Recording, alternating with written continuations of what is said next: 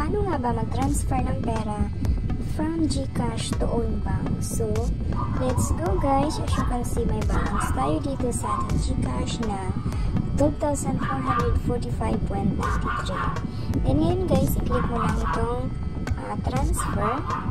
Pag na-click mo na yung transfer guys, makikita nyo itong ayan, yung maraming mga bangko na pwede nyo pagta-transferan.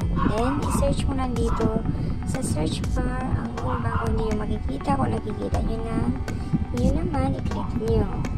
Then, ngayon, i-type mo lang dito yung account name, then yung amount, kung magkano. At dito naman sa account number guys, pwede kayo gumamit dito mismo kung ano yung number mo sa pag-open account sa own bank. Pwede mo rin yun ang ilagay ninyo at pwede rin yung 16 digit ang ilagay ninyo dito. So, para mabilis, hindi ko naman tanda dahil masyadong mahaba yun, ito na lang yung number ang ilalagay ko. Yung pinaka-number ng aking own bank, same lang dito sa GCash. Yun ang ilagay ko para mabilis. Then, optional lang naman din itong email. Then, pag okay na yan, click send money.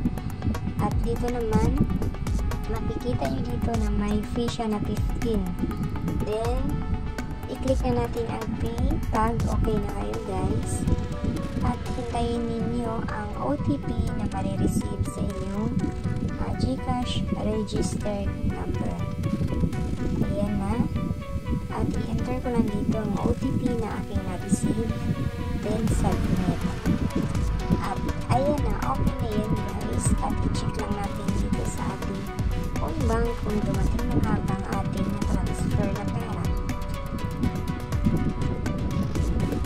At ayan na, dumating na nga ang ating na-transfer dito.